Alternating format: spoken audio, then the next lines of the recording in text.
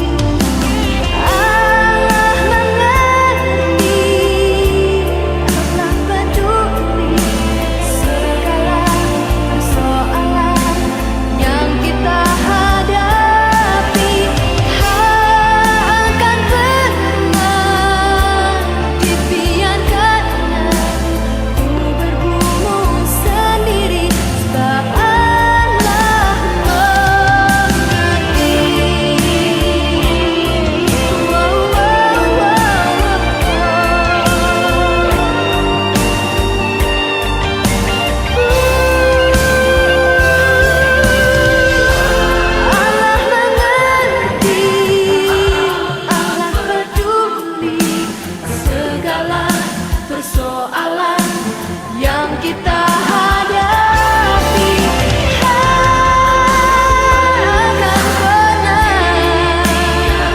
dibiarkan, sebab Allah mengerti. Ku bergumul sendiri sebab Allah mengerti.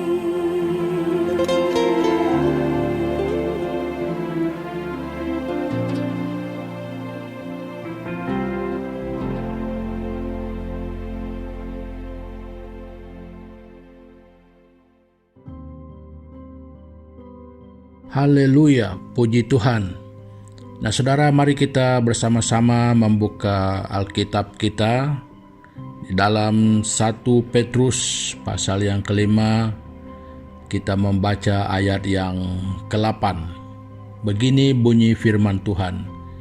Sadarlah dan berjaga-jagalah. Lawanmu, si iblis, berjalan keliling sama seperti singa yang mengaum-ngaum dan mencari orang yang dapat ditelannya. Ini satu berita buruk yang harus diwaspadai, yaitu bahwa ada musuh mengintai kita saudara. Nah, seharusnya kita harus berhati-hati dan berjaga-jaga bahwa kenyataannya musuh ini sentiasa mencari kesempatan untuk melakukan sesuatu kepada kita. Jadi pokoknya maksudnya dia tidak pernah bermaksud baik kepada kita. Dia memandang kita sebagai musuhnya. Namun dia selalu bijak untuk mencari kesempatan-kesempatan bila waktunya dia boleh melakukannya. Jadi saudara, sama ada kita lelaki, perempuan, tua, muda, bujang ataupun berkeluarga, asal saya dan saudara orang yang sudah percaya Tuhan, kita merupakan musuh utamanya. Jadi kita yang paling dibencinya. Makanya dia selalu mencari kesempatan untuk menjadikan kita sebagai mangsanya. Nah, oleh itu saudara, dia selalu mencari peluang. Nah, di sini saya ingin memperingatkan di mana titik kelemahan kita yang merupakan peluang yang baik bagi si iblis untuk menjatuh dan melemahkan kita. Selalu ingat, ada beberapa bagian yang merupakan kelemahan kita. Titik-titik kelemahan kita ini selalu kalau tidak diawasi akan menjadi sasaran kepada serangan ini, yaitu keinginan kita ataupun minat kita ataupun hobi kita. Kalau kita tidak berjaga-jaga di dalam bagian ini, awas saudara, hobimu, minatmu, keinginanmu boleh dijadikan sasaran oleh iblis untuk menjadi jalan dan saluran masuk menyerang kita. Yang kedua, kekurangan yang ada pada kita. Jadi sama ada kekurangan secara rohani dan jasmani, selalu itu seolah-olah kita dipaksa di dalam kekurangan kita itu untuk menjadi jerat kepada iblis menyeret kita sebagai mangsanya dan akan menjatuhkan kita. Nah, jangan lupa juga saudara, kelebihan yang ada pada kita juga boleh diguna pakai sebagai titik kelemahan kita di mana kita boleh diperdayakan oleh iblis. Ya, kita akan disalahgunakan apa yang ada pada kita. Nah, duit yang banyak dengan kita, kalau kita kiranya kita orang yang ekonomi bagus, boleh disalahgunakan untuk tujuan-tujuan yang membuat nama kita kotor, yang membuat kita jatuh, yang membuat image kita buruk, yang menjatuhkan prestasi dan lebih menjatuhkan iman kita. Nah, saudara, ini sangat berbahaya. Jadi perhatikan. Saya mau membawa kita perhatikan di mana titik-titik kelemahan kita ini harus diwaspadai dan berjaga-jagalah senantiasa. Tidak kira lelaki atau wanita, tua atau muda, bujang, berkeluarga, saudara, kita adalah sasarannya. Jadi jangan sampai saya dan saudara menjadi mangsa kepada iblis ini. Harus selalu hati-hati. Ada mata musuh yang mengintai kita. Nah, saudara, demikian perkongsian saya untuk pagi hari ini. Jadi supaya dapat memperingatkan kita semua, ada mata yang liar yang selalu mengintai kita. Jadi dengan kesempatan ini, untuk mengakhiri pertemuan kita pada pagi hari ini, kita sama-sama berdoa untuk firman Tuhan yang sudah kita dengar, supaya kita sentiasa berjaga-jaga dan berwaspada, dan supaya kita selalu mau dekat kepada Tuhan di dalam langkah hidup kita setiap hari. Mari kita berdoa bersama.